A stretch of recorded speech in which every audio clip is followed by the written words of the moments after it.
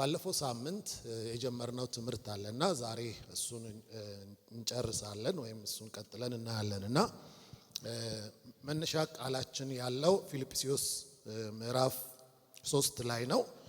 ምዕራፍ 3 ቁጥር ወደ 20 ነው፣ ግን ከ17 ጀምሮ ላንብበው። ፊልጵስዩስ ምዕራፍ 3 ከቁጥር 17 ጀምሮ ወንድሞች ሆይ የእኔን አርአያነት በመከተል ከሌሎች ጋር ተባበሩ፣ እኛ በሰጠናችሁ ምሳሌነት መሰረት የሚኖሩትንም አስተውሉ፣ የሕይወት ምስክርነትን።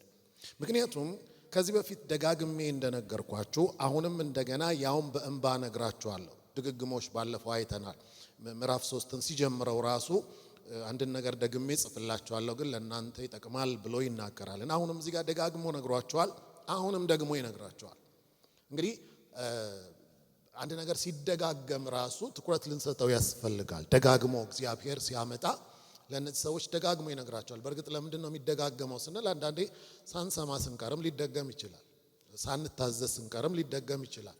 ግን ደግሞ አስፈላጊ ስለሆነ እንደገናም ደግሞ የእግዚአብሔር ቃል መረጃ ሳይሆን የእግዚአብሔር ቃል ሕይወት ነው፣ መንፈስ ነው። ሕይወትና መንፈስ የሆነ ነገር ደግሞ ሁልጊዜ ልናገኘው ይገባልና ደጋግሞ ይነግራቸዋል። ግን አሁን ይላቸው ምንድነው? ይሄን ግን የምነግራችሁ በእንባም ጭምር ነው ይላቸዋል። ከዚህ ፊት ነግሬያችኋለሁ አላችሁ እውቀቱ፣ ግን ይህንን በእንባም ጭምር ነው። እንግዲህ በእነርሱ ያለውንም ነገር ያውቃል፣ በዘመኑ ያለውንም ነገር ያውቃልና በእንባ የሚነግርበት ምክንያት በጣም ያሉበትም ነገር አለ።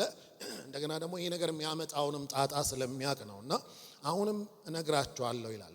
ያውም በእንባ እነግራችኋለሁ ይልና ብዙዎች የክርስቶስ መስቀል ጠላቶች ሆነው ይመላለሳሉ ይላል። መቼም ከዚህ የሚከብድ ነገር አለ ብዬ አላምንም። አለመዳን ይሻላል ብዬ እንደውም አንዳንድ ጊዜ ላስብ እችላለሁ። ግን ሰው ከዳነ በኋላ አሁን የሚያወራው ስለ ክርስቲያኖች ነው በእርግጠኝነት። ምክንያቱም ደጅ ያሉ ሰዎች ከክርስቶስ መስቀል ጋር ግንኙነት የላቸውም ወደ መስቀሉ እስኪመጡ ድረስ። ግን ምንድነው የሚለው? ብዙዎች። የሚያሳዝነው ደግሞ ጥቂቶች አይደለም የሚለው። ይሄ ዘመን እኮ የክርስትና ገና የጀመረበት ዘመን ነውና ስለ ብዙዎች ለምን ብዙ ሆኑ ራሱ ሌላ ጥያቄ ነው።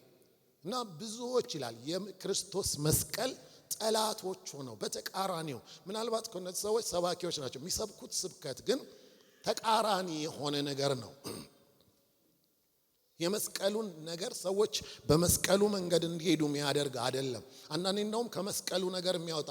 አሁን ባለፈውም ሳምንት አንስቼላችኋለሁ፣ ብዙ ወንጌሎች አሉ። ብልጽግና ወንጌል ብለን ባለፈው አንስተናል። እና የብልጽግና ወንጌል የሚባል የለም በመሰረቱ። ምክንያቱም ወንጌል ስለ ክርስቶስ ነው እንጂ ስለ ብልጽግናም ስለ ድህነትም አይደለም። ወንጌል ስለ ክርስቶስ ብቻ ነው። ግን ይሄ ልዩ ወንጌል የሚባለው ውስጥ የሚገቡ ልዩ ወንጌል የሚል አለ አይደል? መጽሐፍ ቅዱስ ልዩ ወንጌልም ወንጌል አይደለም ይለዋል ጳውሎስ። እና አሁን አንዳንዶች ትምህርቶቻቸው ባለፈው አንድ ሙሉ ወንጌል አባል ነበረችና ወጥታ አንድ ሐዋርያ ነው ምናምን ጋር ሄደች።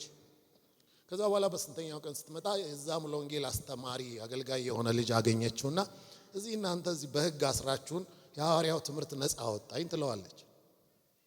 በኋላ ምንድነው የሆነው አላት። ትንንሽ ንግዶች ትሰራለችና ነፃ አወጣኝ፣ እናንተ አስራችሁኝ ነው የኖርኩት ምናምን አለች። በቃ ሙሉ ወንጌል ታስራ እንደኖሮች ነው ያሰበችውና ምንድነው የሆነው ሲላት እዛ ሄድኩኝ እና እዚህ እናንተ በጽድቅ ቅድስና እዛ ያለን ምንድነው ምንም ነገር መነገር ትችላላችሁ፣ ብሩ ነው የሚቀደሰው ብሎናል። ምንም ነገር መስራት ትችላላችሁ፣ ብሩን ነው የምትቀድሱት እና ብሩ ደግሞ የሚቀደሰው ለሱስ ሰጡ ነው። ስለዚህ ጫት ጀመርኩ፣ ሺሻ ቤት ጀመርኩና እነዚህ ነገሮች ደግሞ በየቀኑ ነው። አሁን ሳሙና ገዝታችሁ እኮ በሳምንቱ ላይ ሸጥ ይችላል አይደለም? ይሄ ጫትና ሺሻ ምናምን ግን በየቀኑ ነው የሚሄደውና የእውነት ኑሯ ተቀየረ። ገንዘብ አገኘች፣ ገቢ ኖራት። ሙሉ ወንጌል እያለች ድሃ ነበረች። በጽድቅ ኑሪ ብለው በቃ ባርን እና ተመልከቱ፣ እቺ ሴት ብር እንድታገኝ አድርጓታል፣ ግን ከጽድቅ መንገድ አውጥቷታል። የመስቀል ጠላት ማለት ከዚህ በላይ አለ? አሁን የመስቀል ጠላት ሲል እዛ ጋር የሚያመነዝሩትን ምናምን አታስቡ። የምናገለግለው አገልግሎት ሰዎችን ከእግዚአብሔር አቋም የሚያወጣቸው እንደ ልብ። ባለፈው አንድ ቻናል ላይ ስመለከት ጉቦ መንገድ ያቀናል ምናምን እያለ ጉቦ መስጠት ችግር እንደሌለው ይናገር። ጉቦ መስጠት ችግር እንደሌለው ከነገረ እንደሚቀበል እናምናል። ስለዚህ ብዙ አስተምህሮቶች፣ ብዙ ነገሮች ጳውሎስ ስለዚህ ነው በእንባ ይላል። እንደውም ሌላ ቦታ ላይ ይላል ሁሉ የራሳቸውን ይፈልጋሉ የክርስቶስ ኢየሱስን አይደለም ከጢሞቴዎስ በቀር ይላል። ስለዚህ ይሄ ነገር ጳውሎስን እያስለቀሰው ነው ያለውና በእንባ ነው ምነግራችሁ ብዙዎች የክርስቶስ መስቀል ጠላቶች ሆነው ይመላለሳሉ። አጋንንት አሳስቷቸው ግን አይደለም። ቀጥሎ የሚናገረውን ነገር ስንመለከት እንዲህ ይላል፣ የክርስቶስ መስቀል ጠላቶች ሆነው ይመላለሳሉ፣ መጨረሻቸው ጥፋት ነው። እሱ እርግጥ ነው። ሆዳቸው አምላካቸው ነው። በቃ የዚህ ነገር ቁልፉ ያለው ምንድነው? ሆድ ላይ፣ ኑሮ ላይ፣ ስጋ ላይ ነው ያለውና ሆዳቸው አምላካቸው ነው፣ ክብራቸው በነውራቸው ነው ይልና ልባቸው ያረፈው በምድራዊ ነገር ላይ ነው። ስለ ብልጽግና ወገኖቼ፣ የብልጽግና ወንጌል የሚባለውን ስንቃወም ብልጽግናን አይደለም እየተቃወምን ያለነው። ብልጽግናን የሚቃወም ማንም የለም። ምክንያቱም ያስፈልገናል። ቤተክርስቲያን ለምትሰራው ነገር ሁሉ ባለፈው ስለ ሚሽን አገልግሎት እዚህ ጋር ገንዘብ ይሰበሰብ ነበር። ያስፈልጋል። ብልጽግና በጣም ወሳኝ ነገር ነው። ሲኖረን እኮ ነው። ባለፈው ሳምንት አሁን ሲወጣ አንድ ወንድም ቤቴ ወደ መካኒሳ ነው ምናምን አለኝ። ግን መገናኛ ድረስ ሸኘ። መኪና ስላለው ነዳጅ ስላለው ነው አይደለም። ይጠቅመናል። አሁን እሱን አይደለም የምንቃወመው። ግን ልባችን ያረፈበት ግን ከሆነ አደጋ አለ። ስለዚህ ምን ይላል? እነዚህ ሰዎች ልባቸው ያረፈው ምድራዊ ነገር ላይ ነው። ስለ ኤሳው ሲነግረን ባለፈው ሳምንት ስንመለከት ምንድነው ያለው? ለዚህ ዓለም የሚመች ሰው እንዳትሆኑ ይላል። አሁን ቤተክርስቲያን በብዙ ነገር እየተመቸች ነው። እኔ ቀድም አሁን ውጪ ስለመሄድ ምናምን ብዙ ጊዜ እንደውም ውጪ የሚሄዱ አገልጋዮች የሚጎዱት እዛ ሀገር ባለው ሲስተም አይደለም፣ እዛ ሀገር ባለችው ቸርች ነው፣ እዛ ባሉ ሰዎች። ምክንያቱም እዛ የእግዚአብሔር ነገር አንዳንድ ጊዜ ደስ በማይል ሁኔታ ታገኘ። ለዛ ለሲስተሙ የሚመች ቸርች ነው ያለችው። ለሲስተሙ የሚመቹ መሪዎች፣ አገልጋዮች ይኖራሉ። ባለፈው አንዱ እንደዚህ ሄደ፣ ግን በስራ ምክንያት ነው። ለምን አትቀርም ተባልኩኝ አለ። እኔ ያለሁበት ቸርች ነው ያለው። እዚህ ግን ለመቅረት ያው የውሸት እንትን ማስገባት አለብ ብለው ፓስተሩ ከኢንተርኔት ላይ የሆነ ነገር አውጥቶ አስጠናኛል። በቃ ይሄን ሸምድድ፣ ውሸት እኮ ነው እንደዚህ ያደን። እንዴት ነው ግን ጌታ ምናምን ስለው አይ ሁላችንም እንደዚሁ ስለቀረን ችግር የለውም አለ። ሸምድድ በኋላ አይ እኔ ጌታ ይሻለኛል ምናምን ስል በቃ የራሱ ጉዳይ አልሸኘኝም ራሱ አለ ኤርፖርት ድረስ እንኳን። ለዚህ ዓለም የምትመች ቤተክርስቲያን በጣም የበዛችበት ዘመን ነው። ትመቻለች። ለዚህ ነው አንዳንድ ጊዜ በዓለም ሳላችሁ መከራ አለባችሁ የሚለው ጥቅስ ብዙ እየሰራ አይደለም ዘንድሮ። ምክንያቱም ምንመች ከሆነን መከራ አትሆንብንም ዓለም። ስለዚህ ምን ይላል? በእንባ ነው ወገኖቼ። ይህን ነገር ሲሪየስሊ ልትመለከቱት ያስፈልጋልና ጳውሎስ በእንባ ሆዳቸው አምላካቸው ነው፣ ክብራቸው በነውራቸው ነው። እንደገና ደግሞ ይላል አሁን ይሄ ሐሳባቸው ሁሉ ያረፈው ምድራዊ ነገር ላይ ነው፣ በምድራዊ ነገር ላይ ነው ይልና እኛ ግን ይላል። እኛ ግን ሲል እንግዲህ ልዩነት አለ ማለት ነው። ክርስትና በልዩነት የምንኖረው ህይወት ነው። በልዩነት የምንኖረው ነው። ብዙ ነገር ሊሆን ይችላል። በቃ ሳንነካካ ጽድት ባለ ሁኔታ ልንኖረው እኔ ግን ብለን ልዩነት ልንፈጥር የሚገባ ነው። አንድ ጊዜ ዘመድ ቤት ሲሄድ ከአሜሪካን ሀገር መጥተው ነው እንኳን እነሱን ሰላም ለማለት ሲል ኪቦርድ ይዘው መጥተዋል። በቃ አሪፍ ኪቦርድ፣ ያማሃ ኪቦርድ ይዘው መጥተዋል። እዛ ቤት ላሉ ልጆች፣ ቤት ውስጥ ያሉ ልጆች ግን መጫወት አይደለም የት ጋር እንደሚከፈትም እኮ አያውቁትም። እኔ ለምን እንዳመጡላቸውም አላውቅም። ምንም የሙዚቃም እኮ ሐሳብ የላቸውም። እና በኋላ አየሁት አንዷ ከ30 ምናምን ዓመት በኋላ ነው የመጣቸው። አላቃትም የዛ ዘመዴ ሚስት ነችና ቁጭ ብላለች። በኋላ ከፈትኩትና ኪቦርዱን መጫወት ጀመርኩ። እና ስጫወት ደግሞ የነበረው የትዝታ ማይነር ቅኝት ነውና ስሎ የሆነ ነው። ከዛ መጣች አጠገቤ መጣ ቁጭ ብላ አንተ ደስ ይላል እያለች ዝም ብላ ስትሰማ ቆየችና እስቲ የማሙድን ተጫወተልኝ አለች። ያው ትዝታ እሱ የትዝታው ንጉስ ምናምን ይባላል አይደል? የማሙድን ተጫወተልኝ አለች። አይ አልጫወትም አልኳት። ምን አትችለውም አለች። አይ ማሙድ እኮ የራሱ ሙዚቃ የለውም። ሙዚቃ አንድ ነው፣ ዩኒቨርሳል ነው። በዛ ውስጥ ነው ዘፈንም ይሁን ምንም እሱ ነው። እና ታዲያ ምን አንተ አትዘፍን ጴንጤ እንደሆንኩ ማውቃለች። እና አትዘፍን ምን ችግር አለው አለች። አዎ አልዘፍንም ግን አላዛፍንም ደግሞ። መነካካት ልዩነትን በስሱ እንኳን ወገኖቼ ቅድም እዛ የሆነ ሳሙና ነበር። መሸሽ ካልቻላችሁ ከአንዳንድ ነገር አንዳንዶች በስሱ ያደርጉታል። አዎ አልዘፍንም ግን እንትን አደርጋለሁ። ብዙ አብሮይ ሙዚቃ የሰሩ ሰዎች አውቃለሁ ዓለም እንዴት እንደዋጠቻቸው። አዎ ኑሮ ሊቀየር ይችላል ምናምን። እኔ አንድ ሳንቲም ተከፍሎኝ አገልግዬ አላውቅም። ኪቦርድም ጫዋት ነበር፣ ሊድ ጊታር ጫዋት ነበር፣ ክራር ጫዋት ነበር። ግን እዛ ጋር ሄዱት ደግሞ ነው በስሱም ቢሆን ልዩነታችንን አናስነካ። አሜን ነው የእግዚአብሔር መንፈስ እየተናገረ አሁን ዝም ብሎ እዚህ ጋር ስላላለም የሰራዊት ጌታ እግዚአብሔር እንዲህ ይላል ብዬ ልበላችሁ ስለሚለኝ ማለት በስሱም ቢሆን አትነካኩ። ልዩነት አለ። አሜን ነው በቃ በልዩነት እንድንኖር እነሱ እንዲናቸው ወዳቸው አምላካቸው ነው ምናምን አለና እኛ ግን ብሎ ፈቀቅ አይደለም ያለው። የሚገርመው ነገር በጥቂቱ ፈቀቅ አይደለም ያለው። እነሱ ወዳቸው አምላካቸው ሐሳባቸው ምድራዊ ክብራቸው በኖራቸው ብሎ ካለ በኋላ ግን እኛ ግን ብሎ ቀጥታ የወሰደን ወደ ሰማይ ነው። እኛ ግን አገራችን በሰማይ ነው። ስለዚህ ምንድነው ስታንዳርዳችን ሌላ ነው፣ መለኪያችን ሌላ ነው፣ ማንነታችን ሌላ ነው፣ ቶታሊ ሌላ ነው። ብዙ ነገር ለምሳሌ አሁን ኢትዮጵያ ውስጥ መኖርና አሜሪካ መኖር የሚለያ ብዙ አይነት ነገር አለ። እዚህ ምድር ለምድር አይደለም ክፍለ ሀገር እንኳን ስትሄዱ ብዙ ልዩነት አለ። አሁን ግን እኛን አንስቶ ከነሱ የተሻሻልን አድርጎ አይደለም ያስቀመጠን፣ ትንሽ ፈቀቅ ያለን እዚህ ጋር አፈር ነበር አንተ ወደ ሲሚንቶ ምና አይደለም ያለው፣ አንስቶ ላይ ነው የወሰደን። እኛ አገራችን ቤት ነው በሰማይ ነው። ይሄንን ነበር ስናየ ነበረው። ስለዚህ ምንድነው አገራችን በሰማይ የሆነ ሰዎች እንደሆነ እንድናስብ እኛ አገራችን በሰማይ ነው ይልና ከዛስ በኋላ አሁን ደግሞ እዚህ ጋር ምንድነው የሚነግረን? ከዚያም የሚመጣውን አዳኝ ጌታ ኢየሱስ ክርስቶስን በናፍቆት እንጠብቃለን። እግዚአብሔር ይመስገን። እኛ አሁን የምንጠብቀው እዚህ ጋር ያለ የሆነ ነገር አይደለም፣ ምድር ላይ ነው ከሰማይ ከአገራችን የሚመጣ መጥቶ የሚወስደን ጌታ እንጠብቃለን።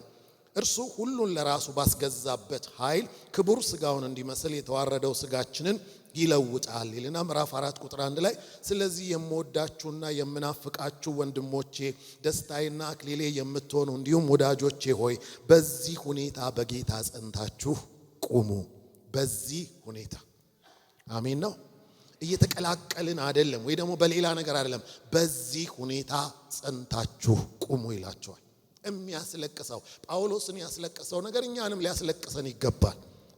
ስለዚህ ምንድነው በዚህ ሁኔታ እንግዲህ ባለፈው ሳምንት የተመለከትነው ነገር ይህንን ሐሳብ ይዘን ስንመለከት አንድ ነገር ያልነው በዓለምም ብንሆን ከዓለም አይደለንም የሚለውን ነገር እንድናሰምር ልባችን ላይ እንድናስቀምጠው እግዚአብሔር ይፈልጋል። በቃ እኔ በዚህ ዓለም ብኖርም ከዚህ ዓለም አይደለሁም። እነሱ እንደሚኖሩት መኖር የለብኝም። እነሱ እንደሚያስቡት ማሰብ የለብኝም። እነሱ እውነት ነው አብረን እንሰራለን፣ አብረን እንማራለን። ብዙ አሁን እንትን ያልሆነ መንፈሳዊ የምንላቸው ያልሆኑ ነገሮች አሉ፣ መብላት፣ መጠጣት፣ መልበስ። ግን በእነዚህ ሁሉ ነገሮች ውስጥ ግን ልዩነታችን ምክንያቱም እንደዚህ ሆኖ ኖሮ ልዩነት ከባድ ነው። ስለዚህ ምንድነው እንደሱ እንድናስብ ከዚህ ዓለም አይደለንም። እኛ በዚህ ዓለም ብንኖርም እርሱን ተመለከተ። እንደውም በዓለም ሳላችሁ መከራ አለባችሁ የተባልን ሰዎች ነን። ከዛ በሁለተኛ ነገር የተመለከትነው ደግሞ እዚህ ዓለም እንግዲህ የኛ ሳይሆን የምንኖር ከሆነ በዚህ ዓለም ላይ ያለንበት ነገር በእንግድነት ነውና እንግዶችና ምጻተኞች ነን የሚለውን ነበር የተመለከትነው። ይህንን ልታስቡ አሁንም ልታሰምሩበት። ያችን ሴት ምሳሌ ሰጥቻችኋለሁ። 10 ዓመት በላይ ሊሆን ይችላል የተቀመጠ ሳትኖር ነው የኖረችው። ለምን ልትሄድ ነው? ውስጣችን ይሄ ነገር እንዲቀመጥ ያስፈልጋል። በውስጣችን ይሄንን ነገር ለነዚህ እኔ እንግዳ ነኝ፣ እኔ ምጻተኛ ነኝ። አንዳንድ ነገሮችን ለምንድን ነው የተረጎምናቸው በዛ መልክ? ለምንድን ነው እንደ ጉዳት የቆጠርናቸው? ተመልከቱ። ለክርስቲያን የሆነ መከራ ሲደርስባቸው እኮ እግዚአብሔር እንደተዋቸው ያሰቡ አጋጥሞኛ ቃል ክብር ሊሆን ሲገባ ደስ ሊላቸው እንደ ሙሉ ደስታ ሊቆጥሩ ሲገባ እንዴት የጌታ ሆኜ እንደዚህ ይሆናል? ሁለተኛ ወንጌል አላገለግልም ያሉ ሰዎች አሉ። ለምን? ወንጌልን ሲያገለግሉ ስለተገፉ። ለወንጌል መገፋት እኮ ወግ ነው። አንዱ ወጉ እኮ ነው፣ ክብር ነው። ነገር ግን ምን ሆነ? ሐሳባችን እኛ ምድር አገልግለንም የምድሩን ማግኘት ስለምንፈልግ ጸልየንም ይህንን ነገር ማግኘት ስለምንፈልግ ይመስላል። ፊት ለፊት ያለውን ስትመለከቱ ጳውሎስ ግን አለ አያቸውና ሲሰብኩ አየ፣ ሲጸልዩ አየ፣ ሲተነቡ አየና ሁሉ አለ የራሳቸውን ነው የሚፈልጉት፣ የክርስቶስን አይደለም። ስታዩት አይመስልም። ከዚህ ፊት ነግራችኋለሁ። አንድ ጥሩ ምሳሌ ልንገራችሁ። አንዲት እህት ነበረች፣ እድሜዋ ትንሽ ይሄ ከፍ አለ ሳታገባ እና በጣም አሳሰባት።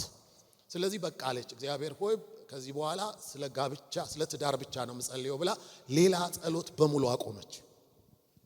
ብታጸልይም ስለ ትዳር ነው፣ ብትጾም ስለ ትዳር ነው፣ ቸርች ብትጸልይ በቃ ሁሉ ነገር እቺ ሰዓት ማለፍ የለባትም ብላ ደግሞ ደስ የሚለው የሆነ ነገር ዘላ መግባት አልፈለገችም። የእግዚአብሔርን ፍቃድ ስለፈለገች ነው። የራሷን እርምጃ አልፈለገችምና ስትጸልይ ነበር። አንድ ቀን ፕሮግራም መሪው ምን አለ? ዛሬ በምንም ተአምር ለራሳችን አንጸልይም፣ ወይ ለሀገር ወይ ለቤተሰብ ወይ ለሆነ ነገር እንጂ በምንም ተአምር በፍጹም እንዳትጸልዩ አለ። ርዕስ ደግሞ አልሰጠም። ማልዱ ነው እንጂ ያለው በዚህ ርዕስ አላለም። በቃ ብቻ ከራሳችሁ ውጪ እጃችሁን አውጡ ቃል ግቡ ብሎ አካብዶ ሁሉንም ቃል አስገባና እሷም ያው ብቻዋን እንዳትቀር ብላ እጇን አውጥታ ቃል ገባች። ግን ከበዳት። ምክንያቱም እሷ አሁን እዛኛውም ጋር ቃል ገብታለችና ግን መታዘዝ ስለነበረባት አንድ ጸሎት ጸለየች። እባክህ እግዚአብሔር ሆይ ለእናቴና ለአባቴ ጥሩ አማች ስጣቸው ብላ ጸለየችላቸው። ብዙ የእውነቴን ነው የምላችሁ። አንዳንድ ጊዜ የምናያቸው በመንፈስ እኮ እናያለን አይደለም? ሰዎችን እኮ በእግዚአብሔር መንፈስ ይመዝናል።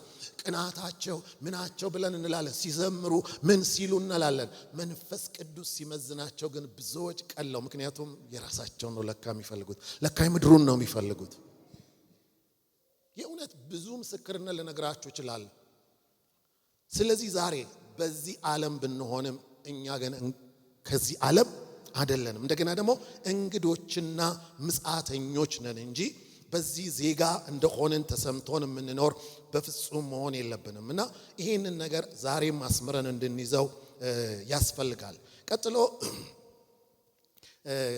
እንግዲህ እንግዶችና ምጽአተኞች ሆነን አገራችን ሳይሆን የተሻለ አገር እያለን ታዲያ እዚህ ምን እንሰራለን የሚለውን ነገር ደግሞ እናያለን እና አንድ ሁለት ወይም ሶስት ነጥቦችን ተናግሬ እጨርሳለሁ። እንግዲህ አሁን ማወራው ጳውሎስ ንጉሱ ዳዊት እንኳን ዙፋን ላይ ተቀምጦ ምንድነው ያለው? እንግዳ ነኝ። ወርቁ ብሩ ሁሉ ነገር ተትረፍርፎለት ምድር የርሱ ሆና ያለ አይኔ እንግዳ ነኝ፣ አይኔ ምጽአተኛ ነኝ ሲል ነበረ። ስለዚህ እንግዳና ምጽአተኛ መሆናችንን ካሰመርንበትና ካመንን አንድ ነገር ደግሞ ቀጥሎ እናያለን። ታዲያ ምንድነው የምንሰራው? ለምሳሌ ለምንድነው እዚህ የመጣሁት? እኔ ቤቴ እዛ ወደ አያት ነው፣ ሩቅ ነው። እዚህ ሰፈር ድረስ ምን አመጣኝ? አለ ምክንያት መቼም ምንም ነገር አይሆንም። አገሬ አይደለም። አሁን ባለፈው 15 ቀን አልነበርኩም፣ ክፍለ ሀገር ነበር። ምን እሰራለሁ እዛ? እያንዳንዳችን ሳሚ ከዚህ ተነስቶ እዛ ድረስ ሲሄድ ምንድነው? ዝም ብሎ በደመ ነፍስ መቼም ሰው እንኳን አይሄድም። እንደ እግዚአብሔር ሕዝብ እንደ እግዚአብሔር ሰው አንድ ደግሞ በጣም ጭንቅላታችን ላይ ልናስቀምጠው የሚያስፈልገው ስክሪናችን ላይ ሁል ጊዜ ሊኖር የሚገባው ነገር ምንድነው? እዚህ ያለነው ለተልእኮ ነው። አሜን ነው። ተልእኮ ስላለን ነው። ምናልባት ሁለት ነገር መናገር እዚህ ጋር በሁለት ነገር መናገር ፈልጋለሁ። አንድ ክርስቲያን ለምሳሌ አልሞትንም አይደለም፣ በህይወት አለን። ዛሬ ትላንትና ለቅሶ ቤት ነበርኩ። በቃ ሄደች ሴትዮዋ። ዛሬ ድረስ እኔ ያለው እናንተም አላችሁ። ምናልባት አንዳንዶቻችን ለምንድን ነው ያልሞት ነው ሲባል ብንሞት መንግስተ ሰማይ ልንገባ ስለማንችል የንስሐ ጊዜ ተሰጥቶን ይሆናል። አንዳንዱ ሰው ለዛ ነው እግዚአብሔር የተወው። ምክንያቱም የሰውዬ ቢሞት ሲኦል ነው የሚገባው። ስለዚህ እድል። ሌሎቻችን ግን ከዚህ ውጪ ግን ከእግዚአብሔር ጋር የምንጓዝ ከሆነ ውለን ካደረን አስቡት፣ የተሻለ አገር እያለን የተሻለ ቤት እያለን እንደገና ደግሞ ናፍቆ የተባል ነው ምንናፍቀው ጌታ ራሱ የሚናፍቀው ነገር እያለ እዚህ ማትመች አገር ላይ በዚህ በማይመች ስጋ ውስጥ ካለን አትጠራጠሩ፣ ስራ ስላለን ነው። አሜን ነው። ስራ አለን። ይህንን ነገር ደግሞ አሁንም በውስጣችን እኔ ሀገሬ እዛ ነው። ታዲያ እዚህ ምን ትሰራለህ? ስራ ስላለኝ። ኢትዮጵያ ውስጥ ስራ አለ። አውሮፓ ልንሆን የትም ምድር ላይ እንሆን እግዚአብሔር በእኛ ስራ አለው። አሜን። ኤፌሶን ላይ እንደዚህ ይላል ምዕራፍ 2 ቁጥር 10 ላይ እኛ ፍጥረቱ ነንና እንመላለስበት ዘንድ እግዚአብሔር አስቀድሞ ያዘጋጀውን መልካሙን ስራ ለማድረግ በክርስቶስ ኢየሱስ ተፈጠርን። ፍጥረታችንን ይነግረናል፣ ከዛ ስራችንን ይነግረናል። ስራ አለን። ምንኖረው ልንሰራ ነው። እግዚአብሔር ይመስገን። ጳውሎስ እዚሁ ፊልጵስዩስ ላይ የተናገረውን ወደ ኋላ ምዕራፍ 1 ላይ እንሂድና ከ20 ጀምሮ እናንብብ እስከ 25 እንዲህ ይላል። ይህ ናፍቆቴም ተስፋዬም ነውና በአንድ ነገር እንኳን አላፍርም። ነገር ግን በሕይወት ብኖር ወይም ብሞት ክርስቶስ በግልጽነት ሁሉ እንደወትሮ አሁንም ደግሞ በስጋዬ ይከብራል። በምኔ? በመንፈሴ አይደለም ያለው፣ በስጋዬ። ስጋው ራሱ እግዚአብሔርን የሚያከብርበት እንደሆነ ነው የሚናገረው እንጂ ያው ጸልዮ ጾሞ ምናምን የመንፈሳዊ የሚባለው ነገር ብቻ አይደለምና ይከብራል ካለ በኋላ ለእኔ ሕይወት ክርስቶስ ሞትም ጥቅም ነውና ነገር ግን በስጋ መኖር ለእኔ የሥራ ፍሬ ቢሆን። ሰማችሁ? ለእኔ ምን አለ? ሞት ጥቅም ነው። ምክንያቱም ህይወት ክርስቶስ ስለሆነልኝ ለኔ በሞት ነው የምፈልገው፣ መሄድ ነው የምፈልገው፣ ከክርስቶስ ጋር መኖር ነው የምፈልገው አለ። መኖሬ ግን የሥራ ፍሬ ቢሆን ለሥራ ነው ምኖረው እያለ ነው። ለምንድን ነው የምትኖሩት እናንተ ወገኖች? ስላልሞታችሁ ወይ ለማግባት ወይ ለመውለድ የሆነ እነዚህ ነገሮች ሁሉ ያስፈልጋሉ። ግን ዋና ነገሮቻችን ግን መሆን የለባቸው። መድረኮቻችን ላይ የሚሰበኩ መሆን የለባቸው። ሰፊውን ጊዜ የሚይዙ መሆን የለባቸው። ልባችንን የሚይዙ መሆን የለባቸው። ጳውሎስ ምንድነው ያለው? በዚህ ከኖርኩ እሰራለሁ፣ ፍሬ አፈራለሁ። በኢየሱስ ስም ይሁንላችሁ። ምንም አገልግሎት ውስጥ የሌላችሁ ሰዎች፣ በዚህ አጋጣሚ ምንም አይነት አገልግሎት ማታገለግሉ ሰዎች አንድ ነገር ብላችሁ የክርስቶስ አካል ነኝ ብላችሁ ካመናችሁ፣ የክርስቶስ ብልት ነኝ ብላችሁ ካመናችሁ፣ ክርስቶስ የማይሰራ ብልት የለውም። ባለፈው ከወጣቶች ጋር በዚህ ሐሳብ ላይ ስንማር ነበር። እዚህ ከነሱ ጋር ነበር። የክርስቶስ ብልት ነኝ ግን ስራ የለኝም። ክርስቶስ ፓራላይዝድ ነው እያልከኝ እኮ ነው በአንተ ምክንያት። ምንም አገልግሎት ገንዘቤን ሰጥ ነው። ገንዘብማ እኮ መባ ሲዞር እኮ ነው የምሰጣለሁ። በኋላ ከፈለጋችሁ አሳያቸው። ፓስተሮቹ መባ ሲዞር አስራታቸውን አይከፍሉም እንዴ? ይከፍላሉ እኮ። እሱን አይደለም እሱ እንደተሰጠን መጠን ሁሉን እናደርጋለን። ግን በክርስቶስ አካል ውስጥ እስከሆንን ድረስ ወደ ቤተ ክርስቲያን ውስጥ ተጠግተን በቤተ ክርስቲያን ውስጥ የምናገለግል በስራ ቢዚ እንድንሆን ነው እግዚአብሔር የሚፈልገው። እሑድ መተን ፕሮግራም ተካፍለን ምናምን የምንሄድ አይደለም። ክርስቶስ የማይሰራ ብልት የለውም። አሜን ነው። ስለዚህ ምንድነው የሚለው? ለኔ የሥራ ፍሬ ቢሆን ምን እንድመርጥ አላስታውቅም። ቀጥሎ እንዲላል በእነዚህ በሁለቱ እጨነቃለሁ። ልሄድ ከክርስቶስ ጋር ልኖር እናፍቃለሁ። የሱ ናፍቆቴ ነው። ልሄድ ከክርስቶስ ልሄድ እኮ ማለት ልሞት ማለት ነው። በሌላ መንገድ አይኬድማ። ትነጠቃለህ አላለው። ልሄድ አለ። ከክርስቶስ ጋር ልኖር እናፍቃለሁ ይልና ለምን ይላል? ከሁሉ ይልቅ እጅግ የሚሻለው ነው። ባለፈው ሳምንቴን አንስተናል። ለክርስቲያን ከሁሉ የሚሻለው ከትዳርም ከልጅም ከምንም ከብልጽግናም የሚበልጠው ከጌታ ጋር መሆን። አሜን ነው። እውነት ነው። ይሄ መጽሐፉ ነው የሚለው። ከዛ በኋላ እንዲህ ይላል እጅግ እሱን ነው የሚሻል ነው ይልና ቁጥር 24 ነገር ግን ይላል በስጋ መኖሬ ስለ እናንተ እጅግ የሚያስፈልግ ነው። አሜን ነው። በስጋ መኖሬ ለኔ አይደለም። የሆነ ነገር አገልግዬ የሆነ ነገር ለመያዝ አይደለም። ጌታ ይገባልኝ ተስፋ ቃል አለ እሱን ልውረስ እያልኩ አይደለም። እኔ ነገርኳችሁ መሄድ ነው የምፈልገው። እኔ እዚህ ምድር ላይ መቆየት አልፈልግም። ግን ከቆየው አንድ ቀንም ልቆይ አንድ ዓመትም ልቆይ መቼም ለናንተ ይጠቅማል። እስቲ ልጠይቃችሁ፣ የኔ መኖር ማንን ይጠቅማል? የናንተ መኖር ማንን ይጠቅማል? አንዳንዴ እንደውም እኮ አንዳንዴ መኖራችን እንደውም እንኳን መጥቀም አይደለም የሚጎዳ። ባለፈው አንድ ኤንጂኦ የክርስቲያን ኤንጂኦ ነው። አለቀየዋ ዲቪ ወጣላትና አሜሪካ ልትሄድ ስትል የምስጋና ፕሮግራም ተዘጋጀ። ፕሮግራምም አለው የሚበላ የሚጠጣምና ያወራሉ። እዚህ ጋር ለኛ ነው ዲቪ ወጣው ይላሉ ሰራተኞቹ። እኔ አይገባኝም እንዴ ለነሱም ዲቪ ወጥቶላቸዋል እንዴ ምናምን፣ ለኛ ነው ዲቪ ወጣው ምናምን ይባባላሉና አንዷ ስትል አዎ ምናምን ተብሎ የእውነት በቃ ጸደቀ ያ ነገርና ምን እንደሆነ በኋላ ሲገባኝ ሴትዮዋ ለካ ርኩስ ነች፣ ክርስቲያን ነች። ግን በቃ የመጨረሻ መሄዷ ለኛ ነው፣ ሎተሪው ነው። በቃ ነቀለልን እግዚአብሔር። አስቡት የናንተ መሄድ ለሌሎች እፎይታ ሲሆን ጌታ ሲመሰገን እንኳን ነቀልክልን። አብራት ትጸልያለች እኮ ምናልባትም በልሳን ትጸልያለች። መኖሯ ግን ለሌሎች እንደዚህ ሸክም እግዚአብሔር ከዚህ ያውጣችሁ። ለቤት ሰራተኞቻችሁ፣ ቢሮ አብራችሁ ለምትሰሩት፣ አለቃ ለሆኖችባችሁ፣ ለባል ለሚስት እንደዚህ ብዙ ነገር እናያለን ወገኖቼ በአገልግሎት ውስጥ። አንዳንዶች መኖራቸው እንኳን ሊጠቅም በተቃራኒው ነው። ዛሬ ግን እግዚአብሔር ይህን ታሪክ ይቀይርልን። አሜን። ጳውሎስ ምንድነው ያለው? እኔ እንግዳ ነኝ፣ እኔ ምጽአተኛ ነኝ፣ እኔ ከዚህ ዓለም አይደለሁም። ሮማዊ ዜግነት ማለት በዛ ዘመን በጣም ከባድ ነገር ነው። በቃ የሚፈለግ ነገር ነው አለው እሱ። ነገር ግን ምንድነው ያለው? አይ እኔ ሮማዊም ሆነ እዚህ መቀመጥ። ባለፈው አይተን ለአብርሃም ይሄ ያንተ ነው ሲለው አጥር አልሰራም፣ ድንኳን ሰርቶ ነው የኖረው። አይ ይስሐቅንም እንደሱ ነው ያኖረው። ልጆቹንም ትበለጽጋላችሁ አለ። ስለዚህ ምንድነው ለመስራት። ስለዚህ ምንድነው በሞት የሚጎዱ ሰዎች ጌታ ማስተዋልን ይስጠን። አንድ ወንድም አንድ ቀን ጠራኝና ልሞት ነው አለኝ። በቃ ልሄድ ነው ልሞት ነው አለኝና እና በጣም እኔ በመሞቴ አላዘንኩም አለ። በጣም ጂኒየስ የሆነ ውጭ ሀገር ድረስ የሄደ በተለይ በዚህ ኮምፒውተር ሳይንስ በጣም ጭንቅላቱ ብዙ ነገር አለውና ውጭም እየሄደ ይሰራል ምናምን በጣም ብዙ ብር ያገኛልና የሚገርመው ግን የሚኖረው ትንሽ ኑሮ ነው። ልብሱን እንኳን ሲቀይር አላየውም። መኪናም የለውም። የሆነ የጭቃ ቤት ተከራይቶ ነው የሚኖረው። ግን ምንድነው የሚያደርገው? ብዙዎችን እየከፈለ ያስተምራል። እና ምን አለኝ ልሞት ነው እኔ መሄዴ ወደ ጌታ ስለሚሄድ ችግር የለውም። ግን ያስጀመርኳቸው አሉ ኮሌጅ ያስጀመርኳቸው ሃይስኩል ማስተምራቸው ማን ያስጨርሳቸዋል? በቃ ስጋቱ እሱ ነበር። ስለሚሰራው ስራ እንጂ የጨነቀው መሄዱ አይደለም። ፈርቶ ሞትን ፈርቶ አይደለምና የጠራኝም ከሞት እንዳስጠላው እንድጸልይለት አይደለም። በቃ ጌታ ይፈውሰኝና ምናምን ብሎ አይደለም። የእውነትም ሄደ በኋላ ከስንት ቀን በኋላ ግን ተመልከቱ ግድ ይለው የነበረው ይሄ ነው። ለምንድን ነው ግድ ያለው? እየኖረ የነበረው ለራሱ አልነበረም ማለት ነው። ጌታ ይርዳል። ስለዚህ ያለ በስጋ መኖሬ ይላችኋል ለእናንተ እጅግ የሚያስፈልግ ነው። ይህንንም ተረድቼ ይላል በእናንተ ዘንድ እንደገና ስለመሆኔ በእኔ መመካታችሁ ትምክት እስኪሆን እንደውም ጥቅሙ በክርስቶስ ኢየሱስ ይበዛ ዘንድ በእምነት ታድጉና ደስ ይላችሁ ዘንድ እንድኖር ከሁላችሁም ጋር እንድቆይ አውቃለሁ። ስለዚህ ጳውሎስ የሚኖረው ለሥራ ስለሆነ ሰኞ ሆነ እሁድ ሆነ የረፍት ቀን ሆነ እሱ ሥራ ላይ ነው።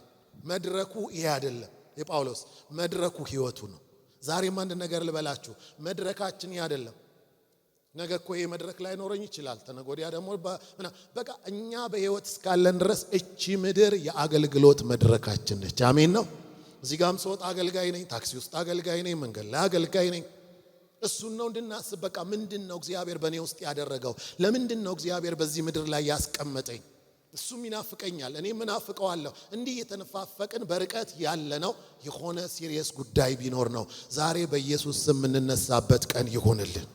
በቃ ከዛሬ ከሰዓት በኋላ ወይ ምናምን በቃ ከዚች ጊዜ ጀምሮ እግዚአብሔር ሆይ ስራዬን እየሰራው መኖር ፈልጋለሁ ምንል እንድንሆን በመንግስት ውስጥ ሰራተኛ እንድንሆን። ተመልከቱ ስለ ጳውሎስና ስለ ኢየሱስ አንድ ነገር ልበላችሁ። ጌታ ኢየሱስ ክርስቶስ ኖረ። የሆነ ሰዓት እኮ ከገደል ሊወረውሩት ሊገሉት ሲፈልጉ እኮ አምልጧቸዋል። ሕይወት አጓጉተው አልነበረም፣ ግን የሚሰራው ስራ ነበረው እንጂ ሕይወት በቃ መስመለጠኝ እግዚአብሔር። እሺ ማምለጥ ደስ ይላል። ለምንድነው ግን ያመለጥከው ሲባል በቃ ልኖር በቃ ለመኖር ብቻ።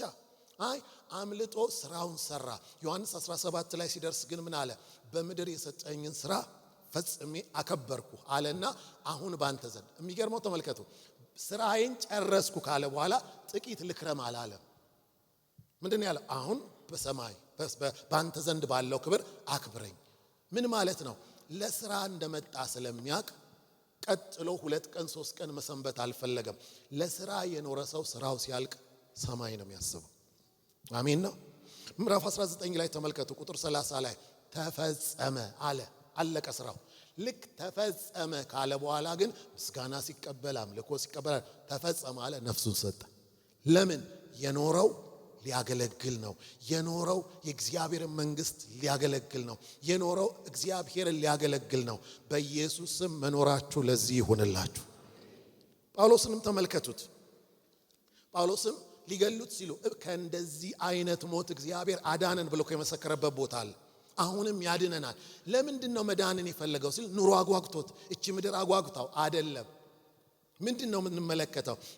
ሁለተኛ ጢሞቴዎስ ምዕራፍ 4 ላይ ሩጫውን ጨርሻለሁ አገልግሎትን ፈጽሜያለሁ አለና ጌታ ደግሞ ትንሽ ሪላክስ ማድረግበት ጊዜ ይሰጠኛል አይደለም ያለው። ምንድነው ያለው? አሁን የጽድቅ አክሊል ተዘጋጅቶልኛል እሄዳለሁ።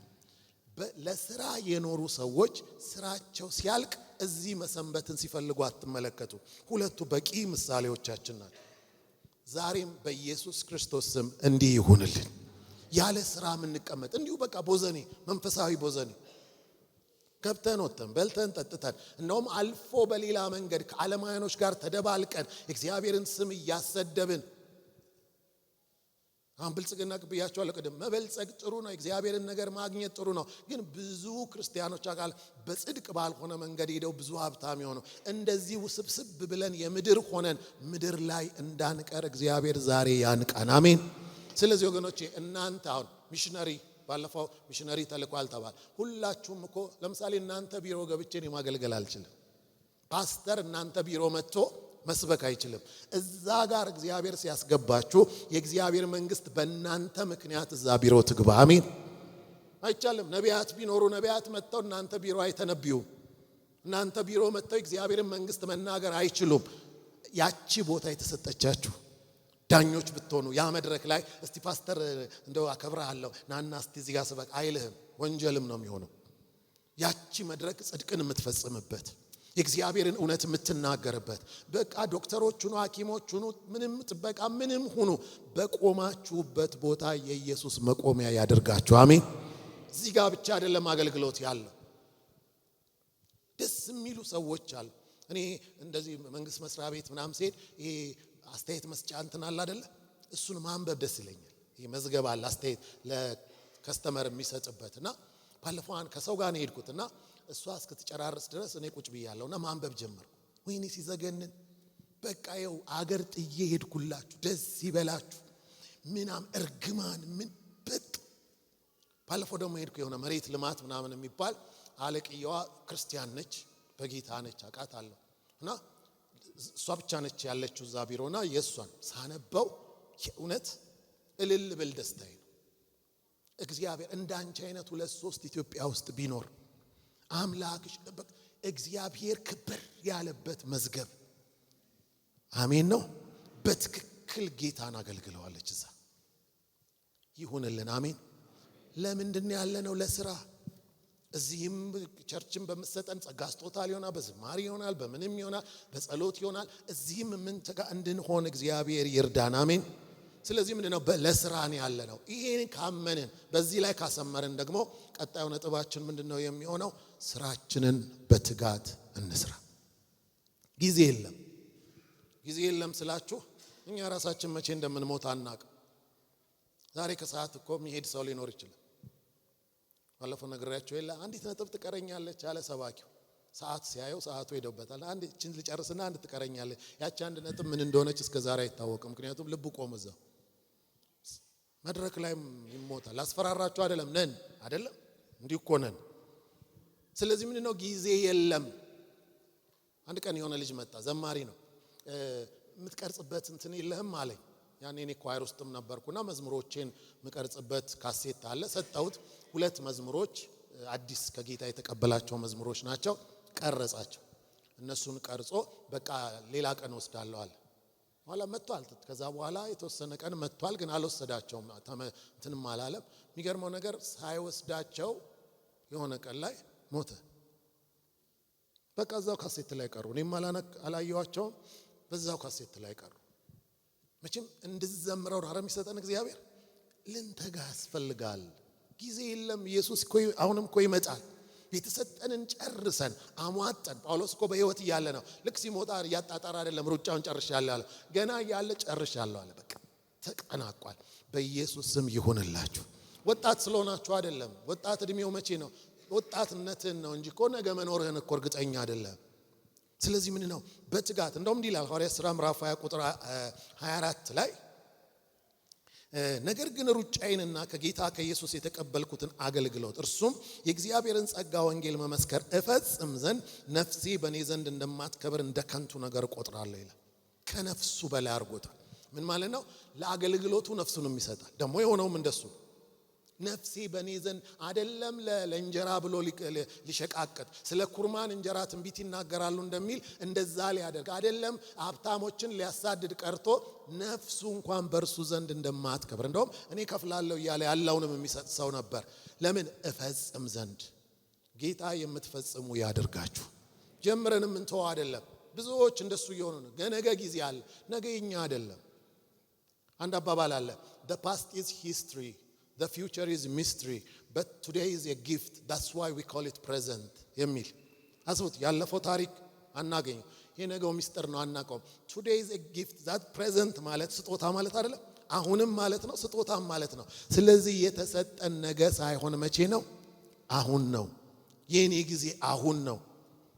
አሁን ዛሬ እኮ አይደለም አሁን ነው። ስለዚህ በአሁኑ ጊዜ ወገኖቼ በሌላ ነገር መጠላለፉን እንተውና ለጦር ያስከተተውን ያስደስት ዘንድ ይላል አይደለም። ትዳር በሚገኝበት ማለት ይሄ በጋብቻ አይደለም worldly affairs ነው የሚለው። በዚህ በሆነ ነገር መጠላለፍ ይቅርና ሰኞ የለም ማክሰኞ የለም በእያንዳንዱ ቀን በእያንዳንዱ ደቂቃ ባገኘነው አጋጣሚና እድል ሁሉ የእግዚአብሔርን መንግስት መስራት ይሆንልን።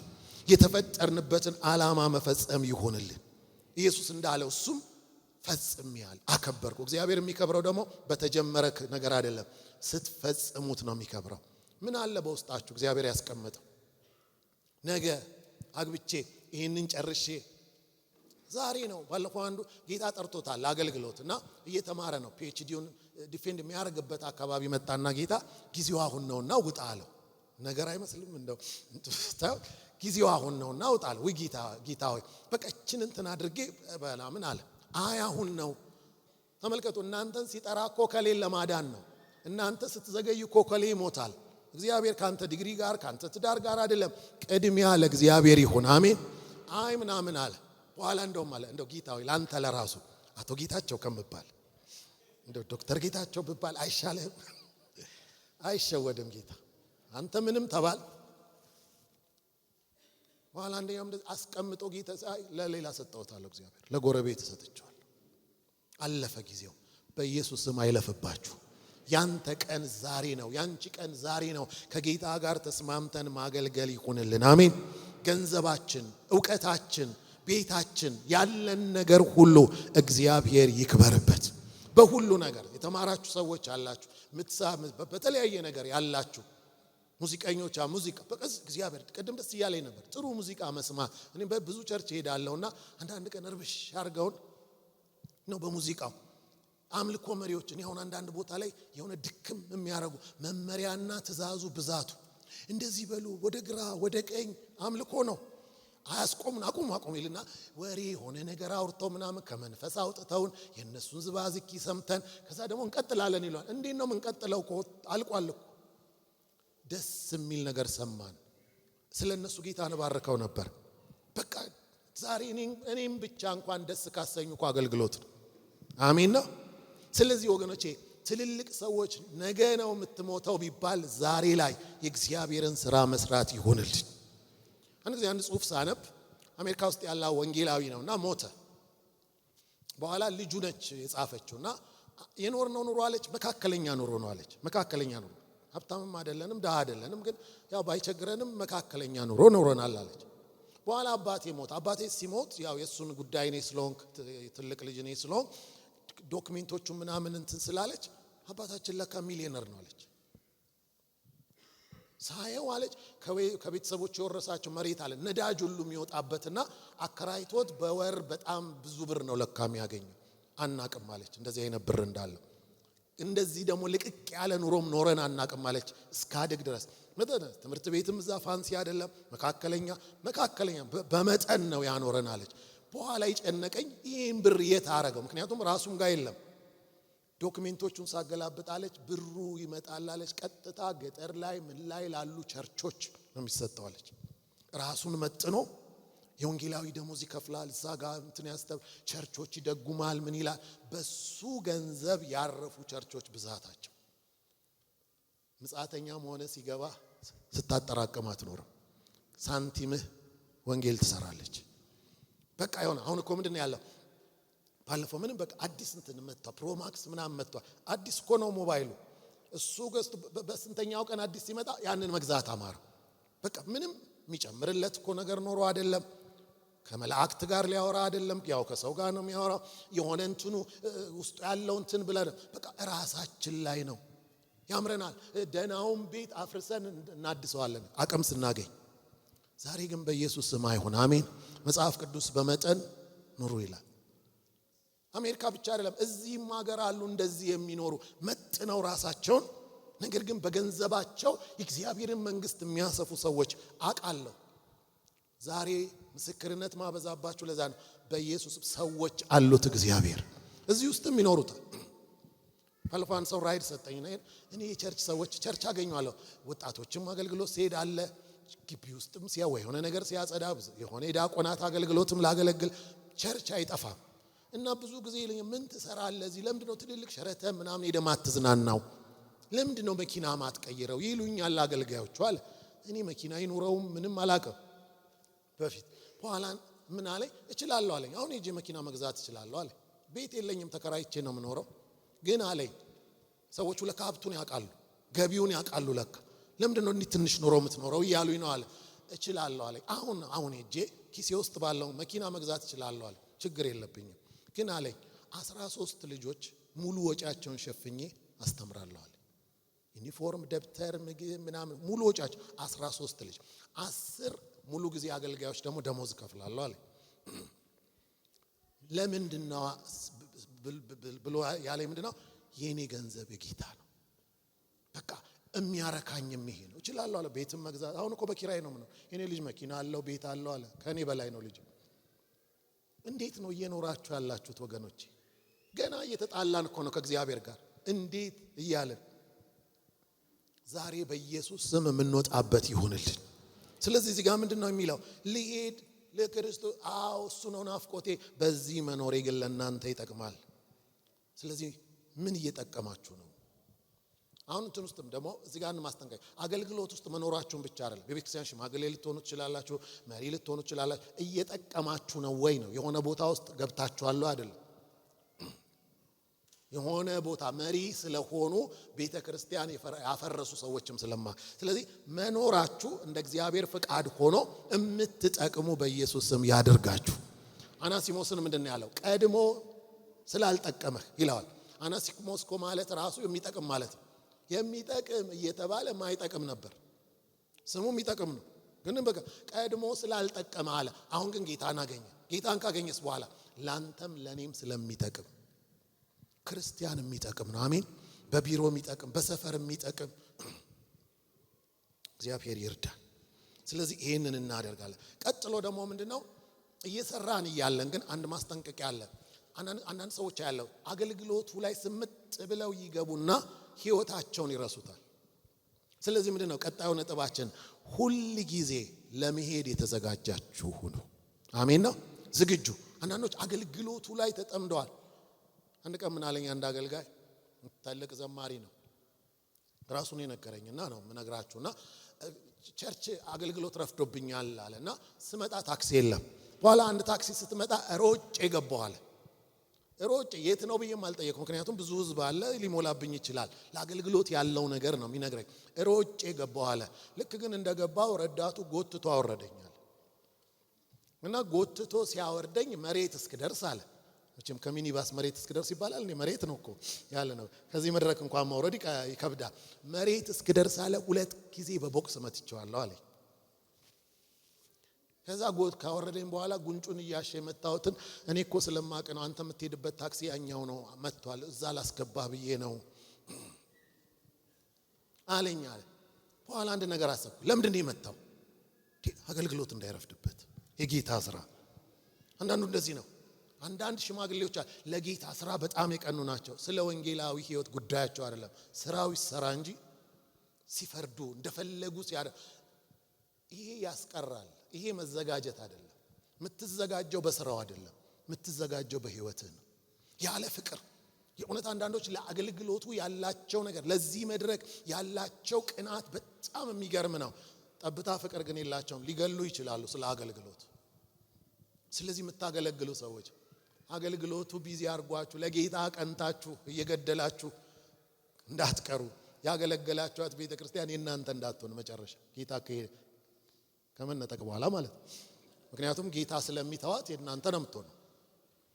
አሁን የጌታ ነች አይደለም? አሁን እኮ የጌታ ነው፣ ህንጻው የጌታ ነው፣ መድረኩ የጌታ ነው። ከመነጠቅ በኋላ ግን ለቀሩት ሰዎች ነው የሚተውላቸው። የእናንተ እንዳትሆን እቺ ቸርች። አዎ በህይወት ዝግጅት ያለው በአገልግሎት አይደለም። ለአገልግሎት ወንድሜን ገፍቼ እዚህ ጋር መጥቼ ጌታ ክብር ነው። በህይወት በኢየሱስ ስም መዘጋጀት ይሁንልን። ስለዚህ ምንድነው እንደሄደ ኢየሱስ ክርስቶስ ተመልሶ እንደሚመጣ እናውቃለን። ግን መጽሐፍ ቅዱስ ሉቃስ 12 ቁጥር 40 ላይ ይላል፣ እናንተ ደግሞ ተዘጋጅታችሁ ኑሩ፣ የሰው ልጅ በማታስቡበት ሰዓት ይመጣል። የበጉ ሰርግ ስለደረሰ ሚስቲቱም ይላል ራሷን ስላዘጋጀች። ቀናተኛ ወንጌላውያን አሉ፣ ቀናተኛ ነቢያቶች አሉ። የሆነ ነገር ከሆነ ነው በአገልግሎት አይገባም። እኔ ትዝ ይለኛል ዩኒቨርሲቲ እንትን መግቢያ እንትናቸው አይዲያችን ለጥበቃው የአይዲ እንትን ነው የምታሳዩት። አይዲያችሁ አንዳንዴ ብቅ እንደዚህ የሆነ ልጅ ነበር እንደውም ጠፍቶበት የእናቱ የድር ካርድ ይመሳሰላል። ከዛና እንዲህ ሲያረግላቸው ይሉታል። ስንገባ መታወቂያ ብቻ ነው የሚፈልገው እንጂ ጂፒኤስ ስንት ነው ግሬድ ጥሩ ነው ብሎ ጥበቃኔ ጠይቆኝ አያውቅም።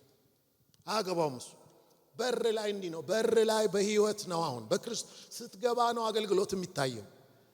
እንዴት አገልግላል? ሽልማት ያለው ከገባ በኋላ ነው።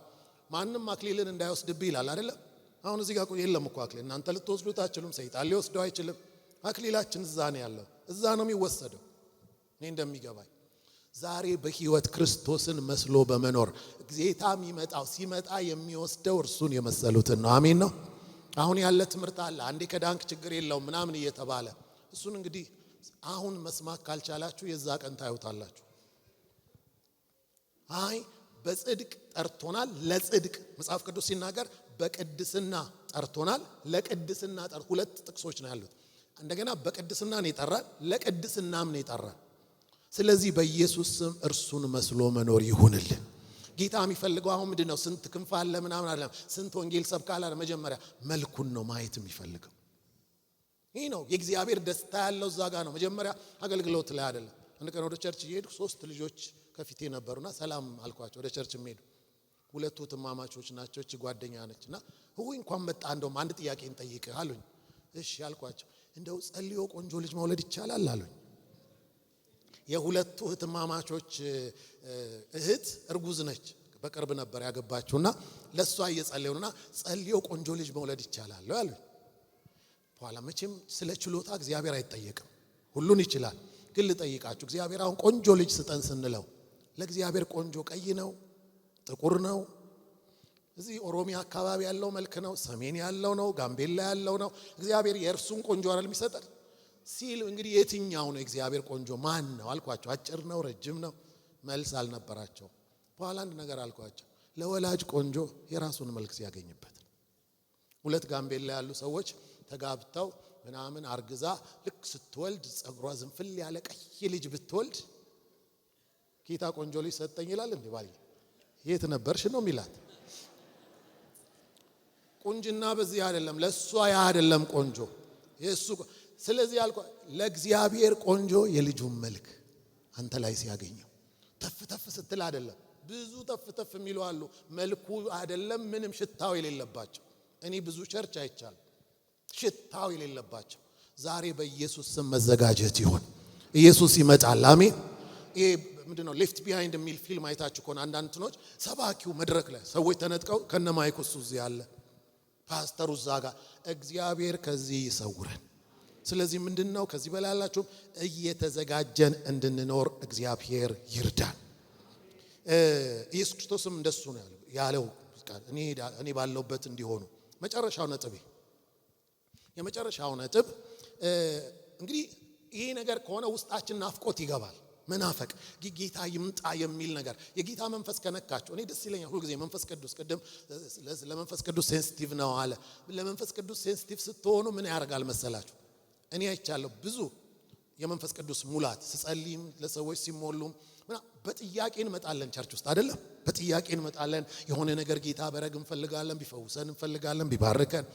እኔ ሁሌ በዚህ ዘመኔ ሁሉ ያየሁት አንድ ነገር ድንገት ሰዎች ላይ መንፈስ ቅዱስ ይመጣና ይሞላሉ። ልክ መንፈስ ቅዱስ ሲነካቸው ግን ጌታ ወይ እንትኔን መልስልኝ ያለ የጠየቀ ሰው አጋጥሞኝ አያውቅም። ልክ መንፈስ ቅዱስ ሲነካቸው ሃሌሉያ ነው የሚሉት። ከምድር ጋር አይቆዩ። ሃሌሉያ የእውነት መንፈስ። ምክንያቱም መንፈሱና ሙሽራይቱ ና ይላሉ። መንፈስ ቅዱስ እሱ ነው ዋና ስራው። አንተ ውስጥ ሆኖ ሰንብት አይልህም። አንተንም ሰንብት አይልም፣ ክርስቶስንም ቆይ አይልም። ማራናታ ነው። አሜን ነው። ስለዚህ መንፈሱና ሙሽራይቱ ና ይላሉ። እኔ በሰዎችም ህይወት አይቻለሁ በዚህ በፈውስ አገልግሎት። ሁለት ልንገራችሁ። እኔ ሀብታም ውርስ አግኝቶ ልጁ በጣም ገና ወጣት ነው ሀብታም፣ በዛው አገባ፣ ሕፃን ልጅ ወለደ፣ ትንሽ ልጅም አለችው። ታመመ፣ በጌታ አይደለም ግን ያው ሲጨንቃቸው ጸሎት ፈለጉና ሄድኩ። በኋላም እግዚአብሔር ካጋንንት ስራት ፈታው ምናምንና ካጋንንት ሲፈታ ግን ከበሽታው አልተፈወሰም። ያጋንንት አልነበረ። ያጋንንት የሆኑ በሽታዎች ብዙ ጊዜ አጋንንቱ ሲወጣ በሽታው አይኖርም። ይሄ ግን ፊዚካል በሽታ ነውና ጌታን አገኘ፣ መንፈስ ቅዱስ ነካው ሳይፈወስና በቃ አሁን ነፃ ወጣል። ስለ ፈውስ እንጸልይ ሲባል ኖ አለ። እንዳትጸልዩ፣ ስለ ፈውስ እንዳትጸልዩ አልፈልግም አለ። እኔ መሄድ ነው የምፈልገው። እኔ ምን እንደሚታየው አላውቅም። እኔን ጌታ እዛ ሰዓት እኮ እርግጠኛ ነኝ መሄድ ትፈልጋለህ ወይ ቢለኝ አይ ትንሽ ልል እችላለሁ። ሀብቱ የሚያጓጓ ነው፣ ትዳሩ የሚያጓጓ ነው ምናምን አልፈልግም አለ።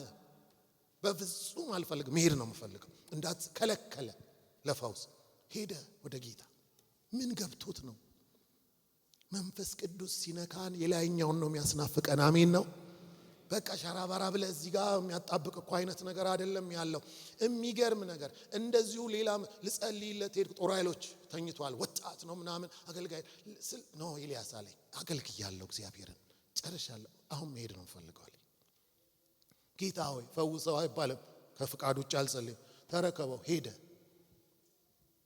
ዛሬ ትንሽ ነገር ብታንገዳግደን ምን እንደምንል እናውቃለን። ስለዚህ ወገኖቼ ውስጣችን ይሄ ምጥ በኢየሱስ ስም ይግባ። ማራናታ የሚል በቃ ኢየሱስ ሆይ መቼ ነው የምትመጣው?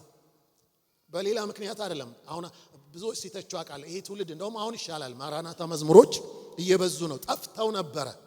እና አንድ ጊዜ እንደውም የድሮ ክርስትና ምናምን ብለው አድንቀው እንትን አሉና በኋላ እንዲህ አልኳቸው፣ የድሮ ዘማሪዎች ካሴታቸው ላይ ማራናታ ያወጡ ነበር ምናምን አሉኝና የዘንድሮ ዘማሪ ብለው ሲያቋሽሹ ቆይ ግን አልኳቸው፣ የድሮዎቹ እኮ ዘማሪዎች አሁንም እየዘመሩ ነው፣ ግን ማራናታ ትተዋል እነሱ። ድሮ ይሉ ነበር፣ አሁን የድሮ ሰባኪዎች ማራናታ ያበዙ ነበር አሉ። አዎ ግን የድሮዎቹ እነዛ ማራናታ የሚያበዙ ሰባኪዎች እኮ አሁንም እየሰበኩ ነው፣ ግን ማራናታ እነሱም ትተዋል፣ እኛ ብቻ አይደለንም። ለምንድን ነው ያኔ ማራናታ ሲሉ የነበሩት ስላቸው ዝም ሲሉኝ አይ ደርግ አማሯቸው፣ በቃ እዚህ መኖር እንደው አትሊ ገላግለኝ አይነት ናፍቀው አይደለም መሯቸው ነው። እኛ መሮን አይደለም ጌታ ናፍቆን ማራናታ እንላለን፣ የሚበልጥ ነገር ገብቶን። አሜን። ስለዚህ ምንድነው አሁን ማራናታ የሚል ነገር ውስጣችሁ ካለ እርግጠኛ ነኝ አሁን ሳሚ አንድ አመት ምናምን አለ ማሳጠር ብትችል ኖሮ ቀኑን አታሳጥረውም ነበር። አዎ ፕሮሰሱን ማጠር የሚችልበት ነገር እኮ ቢፈጠር ያደርገው ነበር። መጽሐፍ ቅዱስ አንድ ነገር ይለናል፣ የጌታን ምጽአት ማፍጠን እንችላለን። የጌታን ምጽአት ማፍጠን እንችላለን። እንዲህ ይላል ጴጥሮስ፣ ሁለተኛ ጴጥሮስ ምዕራፍ 3 ላይ 11 እና 12 ላንብብላችሁ። እንግዲህ ለናፈቀ ሰው ነው፣ ለቸኮለ ሰው ነው። እንደዚህ ይላል፣ ይህ ሁሉ እንዲህ የሚቀልጥ ከሆነ የምድር ነገር የሆነው የእግዚአብሔርን ቀን መምጣት እየጠበቃችሁና እያስቸኮላችሁ ይላል። ሃስትኒንግ ማስቸኮል ይቻላል። እስቲ ኢየሱስ ቶሎ እንዲመጣ የሚፈልግ ይምጣልን። አሜን። አዎ አንደኛ ምንድነው ናፍቀነዋል፣ መናፈቅ አለ። ሁለተኛ ነገር ደግሞ ማረፍ አለ። ከዚህ ስጋ ድካም እንኳን ማረፍ አለ። ጧት ፈርቼ ነበር ላልመጣን፣ ምክንያቱም ማታ የበላሁት ምግብ ይሁን ቀን የበላሁት እንትን አላለኝምና ጧታ ላይ ተቸገርኩ። ይሄ ነገር እንዴት ነው እያልኩ ነበር። ልቀር ነው ማለት ነው ከፕሮግራም እያልኩ እንደውም እያሰብኩ ነበር እና ጌታ ረድቶ ይመጣው።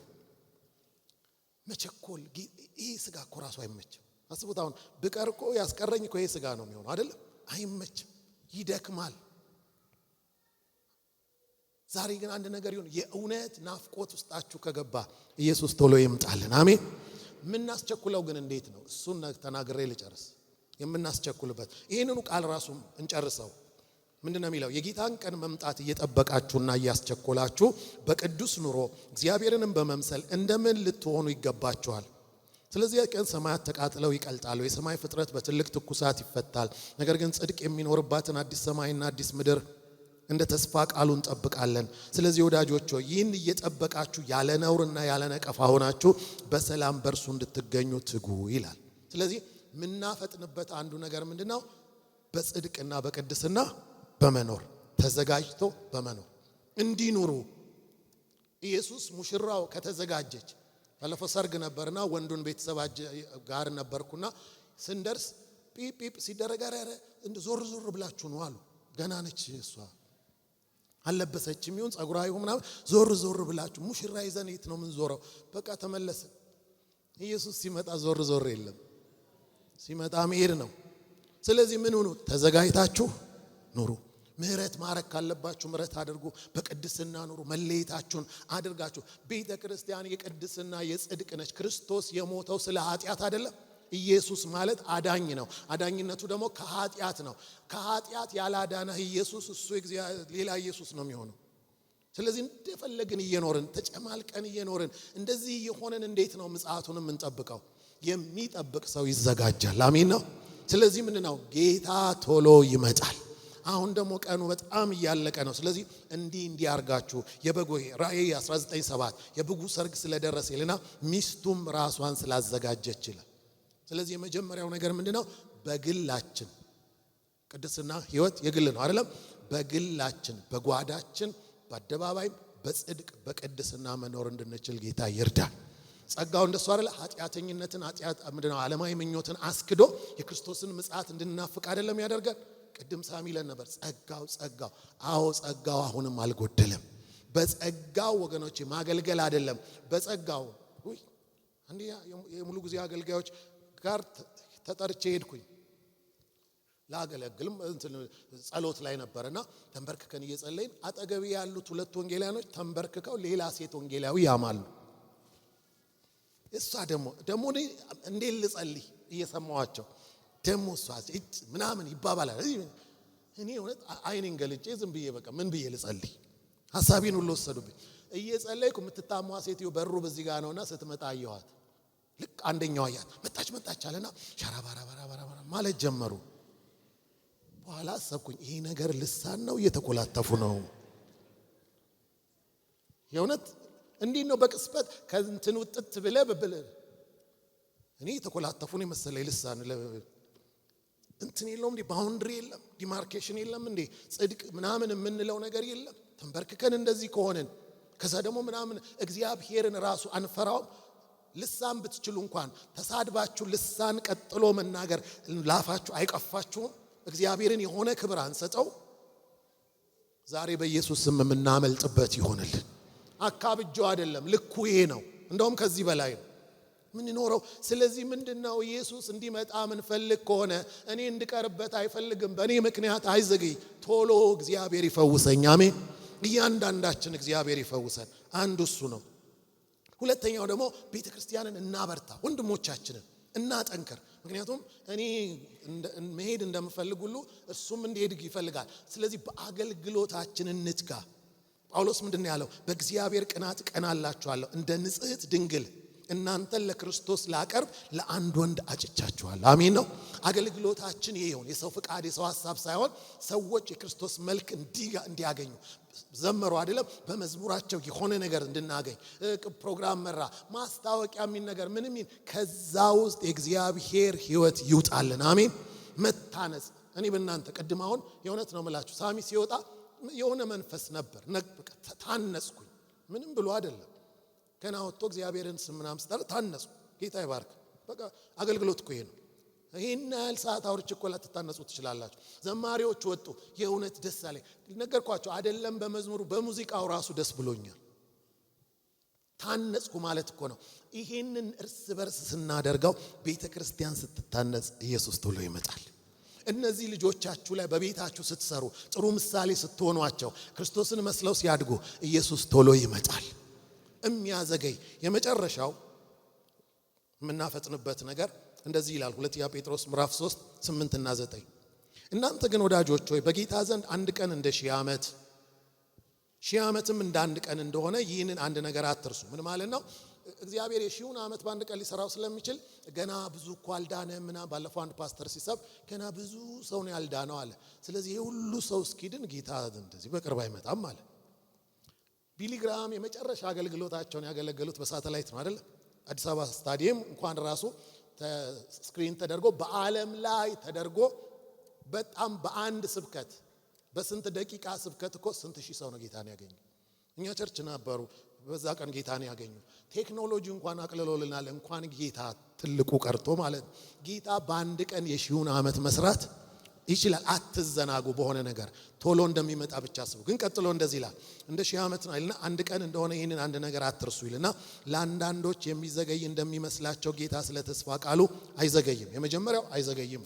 ቀጥሎስ ነገር ግን ሁሉ ወደ ንስሐ እንዲደርሱ እንጂ ማንም እንዳይጠፋ ወዶ ስለናንተ ይታገሳል። ስለዚህ ስለኛ ጨርሰናል። ጌታ እንዲመጣ በጣም የምትፈልጉ ከሆነ ወንጌልን አግሬሲቭሊ መስራት አለብን። እደጅ ያሉ ሰዎች አሉ። እናት ያላችሁ የላችሁም? ጌታን ማታቅ እናት፣ ጌታን ማቅ ወንድም፣ እህት፣ ባል፣ ሚስት፣ ልጅ ያላችሁ ሰዎች የላችሁም?